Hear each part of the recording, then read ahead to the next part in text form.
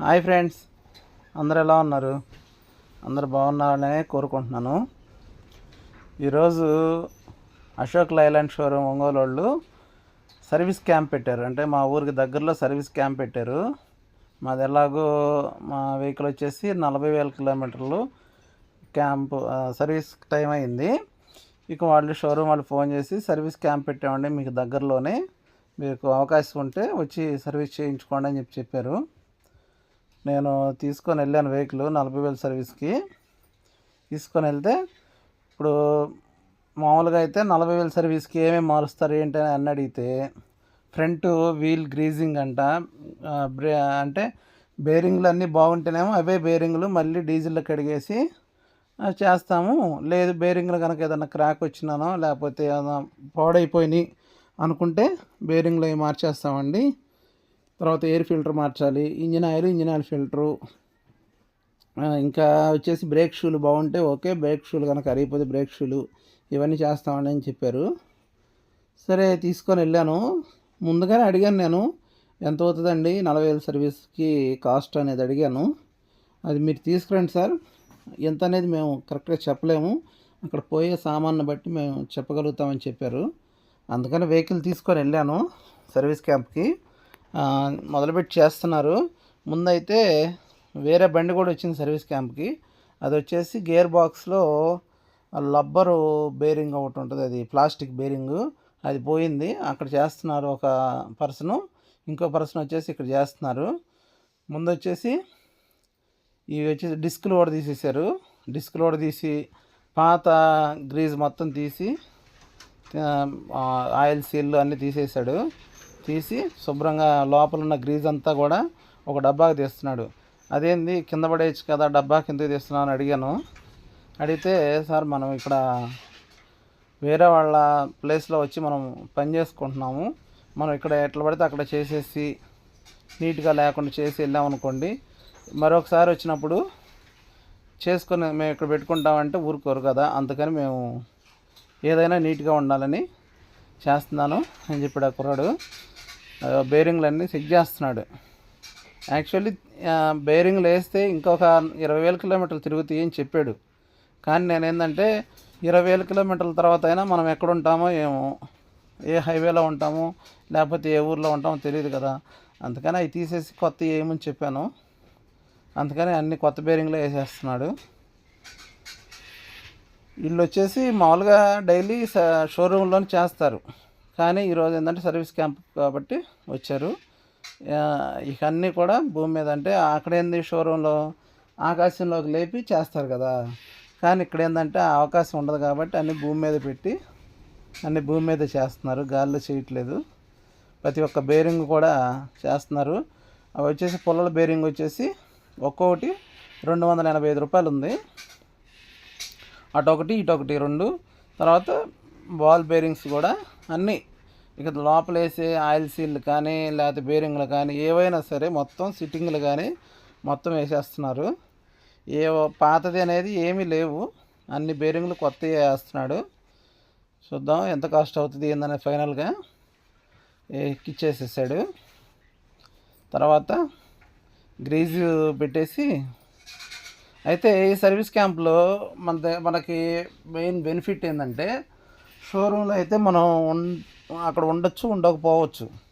ఈ సర్వీస్ క్యాంపుల కాడ ఏంటంటే మనమే దగ్గరుండి మన ఒక్క వెహికల్కి ఏమేమి మారుస్తున్నారు ఏంటి అనేది మనం దగ్గరుండి చూసుకోవచ్చు, అన్నీ మనం తెలుసుకోవచ్చు. అది గ్రీజ్ ఎక్కిస్తున్నాడు బేరింగ్లకి, చూద్దాం.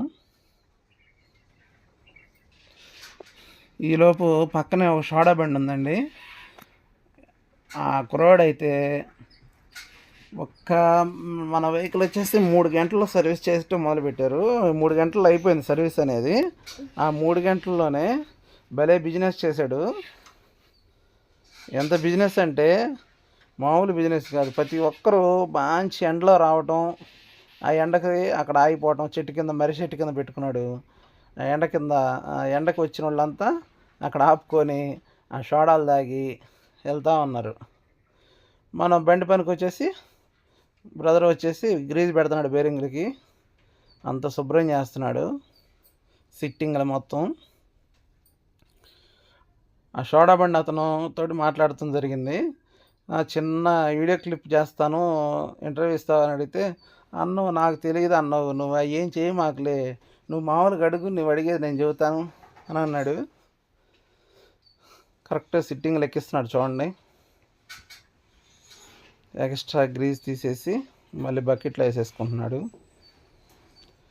ఏదేమైనా ఈ టైం టు టైం సర్వీస్ చేసిన బళ్ళు బాగా నీట్గా ఉంటున్నాయి, ఇబ్బంది లేకుండా, ఎక్కడ ఇబ్బంది పడకుండా. ఇప్పుడు వచ్చేసి మా బండి వచ్చేసి 15 నెలలు అవుతుంది దాదాపుగా వచ్చి బండి వచ్చి. ప్రతి సర్వీస్కి ఏది చేయించాలో అది అన్నీ చేయిస్తూనే ఉన్నాను. ఏది కూడా పెండింగ్ పెట్టకుండా ఏమి లేకుండా చక్కగా. ఏ రోజు నన్ను ఇంతవరకు ఇబ్బంది పెట్టలేదు, ఇకపై ఇబ్బంది పెట్టదని కూడా నేను అనుకుంటున్నాను. ఎందుకంటే ఇప్పుడు మనం ఒకరు టైం టు టైము భోజనం చేసి మన పని మనం చేసుకుంటుంటే ఎంత ఆరోగ్యంగా ఉంటామో, అదే బళ్ళు కూడా ఇంజనీర్లు అనేది ఒక టైం కేటాయిస్తారు కదా, ఇన్ని వేల కిలోమీటర్లకి ఇది మార్చాలి, ఇన్ని వేల కిలోమీటర్లకి ఇది మార్చాలి అనేది ఇంజనీర్లు కూడా సెట్ చేస్తూ ఉంటారు. ఆ ప్రకారం కనుక మనం చేయించినట్లయితే బండికి కూడా ఎటువంటి ఇబ్బందులు లేకుండా, మనం ఏదన్నా బయటికి వెళ్ళినప్పుడు కూడా మనల్ని ఇబ్బంది పెట్టకుండా బాగా ఆరోగ్యంగా, అనారోగ్యం లేకుండా మనల్ని ఆరోగ్యంగా ఉంచేటట్లు చేస్తాయి. మెయిన్ ఇచ్చారు. బ్రేక్ షూలు చూస్తే బ్రేక్ షూలు కూడా అరిగిపోయి క్రాక్ వచ్చినాయి, అందుకని బ్రేక్ షూలు కూడా వేద్దామండి అని చెప్పారు.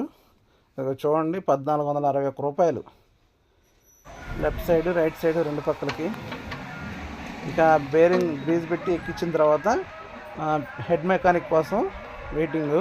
మనోడు వచ్చేసి హెల్పర్ వచ్చేసి ఇప్పుడు engine oil filter, engine oil కింద బోల్ట్ ఓడదీస్తున్నాడు చూడండి. ఏదేమైనా అదే షోరూంలో అయితే బండి పైకి లేస్తుంది, వాళ్ళకి కొంచెం ఫ్రీగా ఉంటుంది. ఇట్లా సర్వీస్ క్యాంపుల్లో ఏంటంటే తప్పదు, కింద పడుకోనో దొల్లాడు ఎట్లాగైనా సరే వాళ్ళు చేయాలి, మనం చేయించాలి, తప్పదు. ఇంజన్ ఆయిల్ ఇదంతా కారిస్తే ఇప్పుడు ఏదేమైనా ఇంజన్ ఆయిల్ మార్చిన బండికి, ఇంజన్ ఆయిల్తో పాత ఇంజన్ ఆయిల్తో తిరిగిన బండికి పికప్లో కొంచెం తేడా అనేది ఉంటుంది, ఖచ్చితంగా ఉంటుంది. అది నేను గమనించాను. మీరు కూడా time to time engine oil అనేది మార్పించడానికి ప్రయత్నం చేయండి. అదేవిధంగా ఇంకా అక్కడ కొన్ని చోట్ల కొన్ని పైపుల్లో కూడా ఆయిల్ లీక్ అవుతుంది, అది కూడా చూడమని చెప్పాను. అదే చూస్తున్నాడు. అయిపోయింది, మళ్ళీ కింద బోల్ట్ అది బిగించేసి ఇంజన్ ఆయిల్ పోస్తున్నాడు. అది చూడండి, అది లూజ్ అయితే కాదు, బ్యారల్లో వస్తుంది. బ్యారల్లో వచ్చిన ఇంజన్ ఆయిల్ని అట్లా 4.6 లీటర్స్ ఒక దానికి పట్టేసి తీసుకొని వస్తారు. ఇది వచ్చేసి గల్ఫ్ ఇంజన్ ఆయిల్ అంట, అశోక్ లైలాండ్ కంపెనీ వాళ్ళు అదే వాడతారంట, అదే పోస్తున్నారు. అంటే ఇప్పుడు మనం బయట అయితే మన ఇష్టం వచ్చింది పోయించుకోవచ్చు. షోరూమ్ లెక్క ప్రకారం ఏంటంటే వాళ్ళు బ్యారల్స్లో తెచ్చుకొని ఇట్లా లూజ్ పోస్తూ ఉంటారు.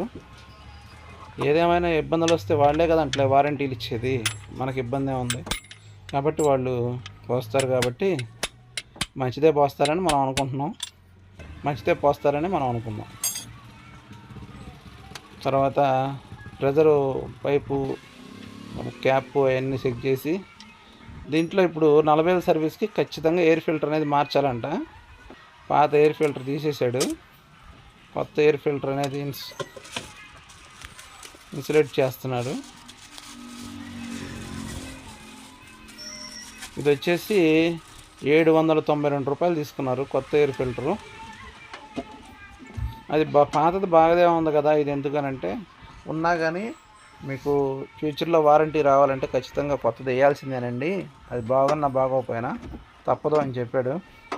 ఇక వాళ్ళ వారంటీ కోసమైనా మనం తప్పదు కదా చేయించాలి. అది పాత చూడండి ఎంత బాగుందో, చాలా బాగుంది. అయినా కానీ వాళ్ళ లెక్క ప్రకారం మనం చేయాల్సిందే. అదేదో బాగుందిలే మేము చేయించుకుంటాము అదే వాడతామంటే వారంటీలో క్లెయిమ్ కాదండి ఫ్యూచర్లో అని చెప్తాను. ఇప్పుడు ఇదిగో ఈ కుర్రాడు వచ్చేసి హెడ్ మెకానిక్, ఇక అన్నీ బేరింగ్లు అవి టైట్ చేసి వీల్ బేరింగ్లు కరెక్ట్గా కూర్చోబెట్టేస్తున్నాడు. సిట్టింగ్లు లెఫ్ట్ సైడ్ అయిపోయింది, ఇప్పుడు రైట్ సైడ్ కూడా అయిపోయింది. ఇప్పుడు బ్రేకు బ్రేక్ ఆయిల్ పోసి బ్రేక్ వైరు రిమూవ్ చేస్తున్నారు చూడండి. చాలా బ్రేక్ ఆయిల్ వేస్ట్గా పోయింది, కానీ తప్పదు. బ్రేక్ షూలు వేసారు కదా, బ్రేక్ షూలు వేసారు, దానికి తోడు బ్రేక్ ఆయిల్ కూడా పాత ఉన్న ఆయిల్ మొత్తం తీసేసి కొత్తగా పోసారు. అది కొత్తగా పోస్తున్నాడు. అదంతా పోవాల్సిందే, వేస్ట్ అంతా. మనం ఎంత కంట్రోల్ చేసినా వేస్ట్ పోతానే ఉంటుంది. చూడండి ఎంత పోతుందో బ్రేక్ ఆయిల్.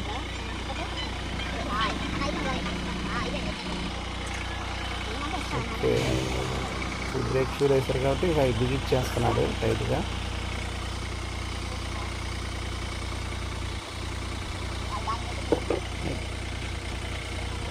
హెల్పర్ కూడా చూస్తున్నారని వచ్చేసి ఇప్పుడు ఎక్సైడ్ బ్యాటరీ కనపడుతుంది కదా, అది బండితో వచ్చిన బ్యాటరీ.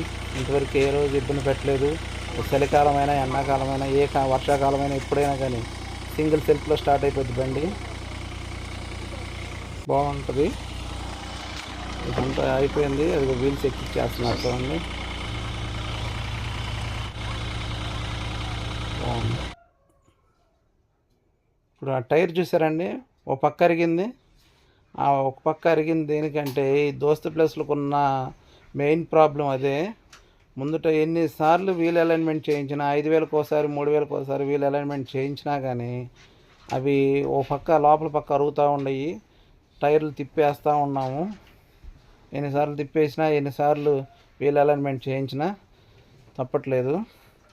అయితే మీ అందరిని నేను ఒక రిక్వెస్ట్ చేసేది ఏంటంటే, మన ఛానల్ని సబ్స్క్రైబ్ చేయండి, లైక్ చేయండి, షేర్ చేయండి, కామెంట్ చేయండి.